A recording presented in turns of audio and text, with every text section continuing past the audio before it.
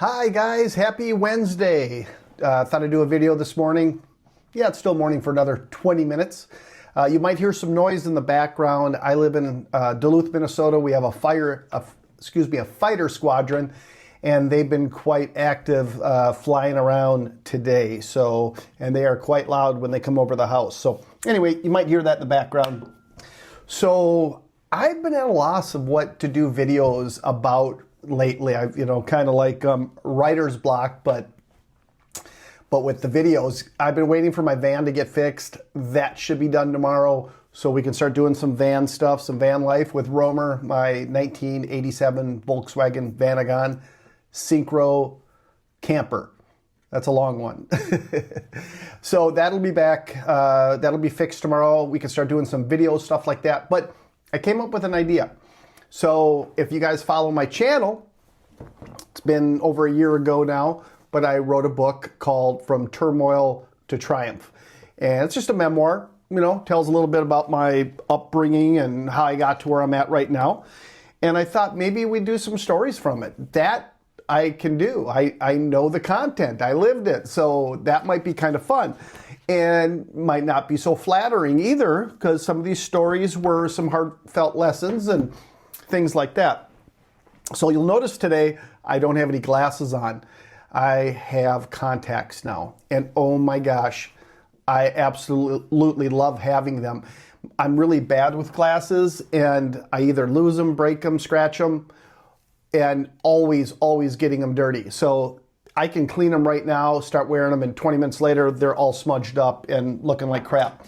So got new glasses. What else is going on is my Switch, Nintendo Switch, or if you guys are Nintendo Switch people out there, I play mine every day.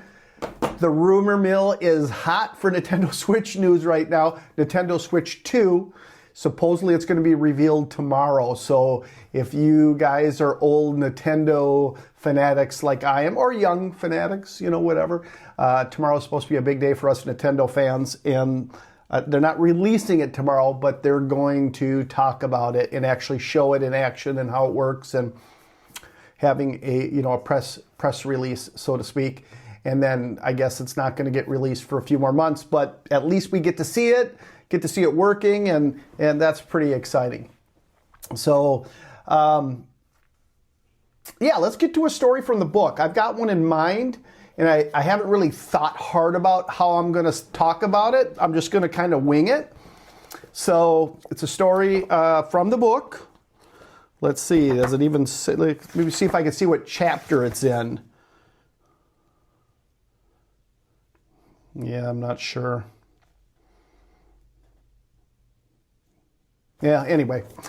It's towards the beginning of the book. I know that much, but I don't know what chapter it is. So, okay. Put some context into this before we jump into the story. I was basically raised by my grandma and grandpa. They did a bunch of the heavy lifting of my growing up. I spent an awful lot of time with them. And my grandma and grandpa were the age that my grandpa was in World War II. So if you could kind of put that in perspective when you're thinking back in time. And my grandpa was, it's hard to call him racist because he wasn't outwardly mean to black people, but he would say racist things, and he didn't find it wrong to say those things. And I didn't think much either of it because I just was around it. So, growing up, I guess it was racism. I might as well call it what it was. It was racism, and I was brought up in that atmosphere. And I was brought up that, that's a hard one to talk about, guys, a little bit, because it puts me in a bad light, and I don't like that because that's not who I am. But I was brought up in this family who was racist, and I was always taught that if you if you see a black guy walking down the street, you got to keep your eye on him because he might do something wrong to you. Well, we know that that's wrong, guys. We know that now. But at the time, that's how I was raised. And I knew that if a black person had the chance to rip me off, he was probably going to rip me off, beat me up, and they were nothing but trouble. That's how I was raised, and that's how I thought. That's not to say I didn't meet some black people growing up that I really, really liked. I did, but I always had those little voices in the back of my head from my grandpa.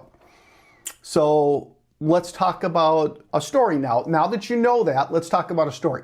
So I was about 18 years old, living in Minnesota, St. Paul, Minnesota.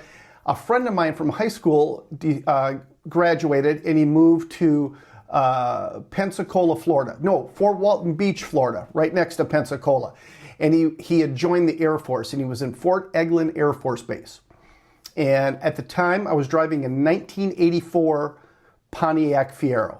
Probably the biggest piece of turd for a vehicle that was made at the time. It was really bad. And it was dangerous because it had engine fires and stuff.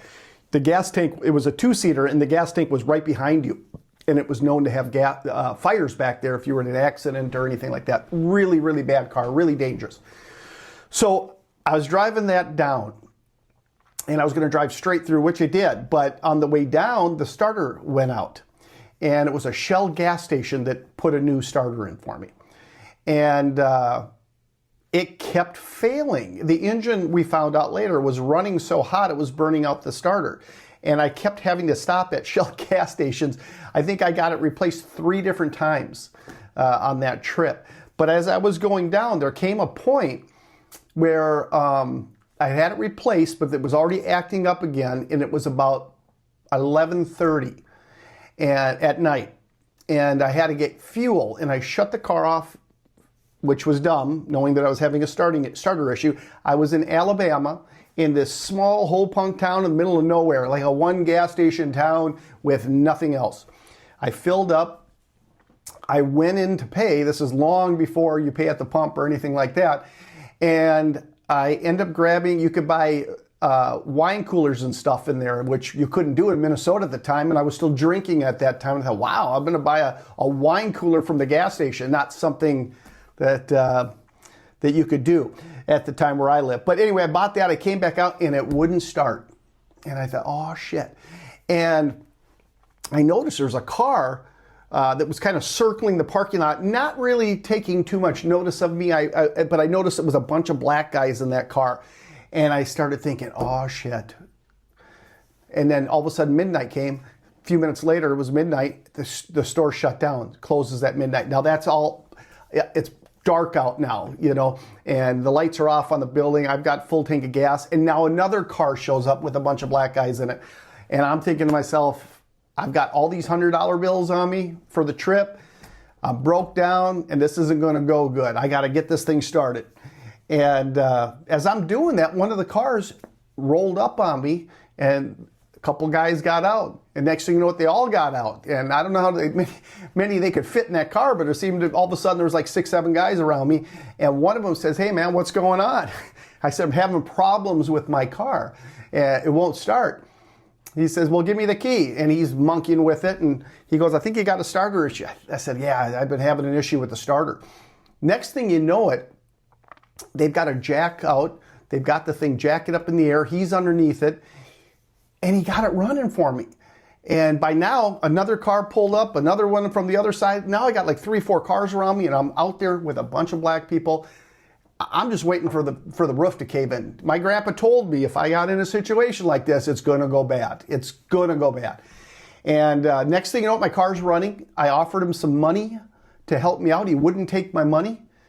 They talked to me for a little bit, and they sent me on my way. Wasn't supposed to go that way. So I knew right then, this is 18 years old, I'm 54 years old now. I knew right then my grandpa was not accurate. He didn't know what he was talking about. And that changed my life. I can't tell you how much that changed my life. And my way of thinking towards different people completely changed right then and there. And one of the biggest, things in my life happened that night where, you have these life-changing events that happen throughout your life. That is one that I needed, first of all. It would have been horrible to go my whole life thinking stupid thoughts that my grandpa put in my head, who was an amazing man, by the way, but from an era that, that they just had some poor, outdated views on things. And if he was around now and towards the end of his life even, he had changed that. He didn't die thinking that way. Matter of fact, he made a friend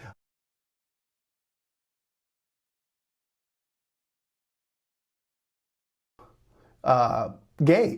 He didn't know that at first, but so my grandpa was friends with a black gay man towards the end of his life. And, you know, just goes to show anybody can change. But, yeah, that was just such a big change in my life from that point on. And, you know, like I say, it's embarrassing to think that, you know, that I would think that way. It's just so far from who I am these days. You know, I love everybody. You know, you treat me right, I'll treat you right. If I don't like you, it's not because of your color. It's because, you know, you're probably not a good person or not good for me.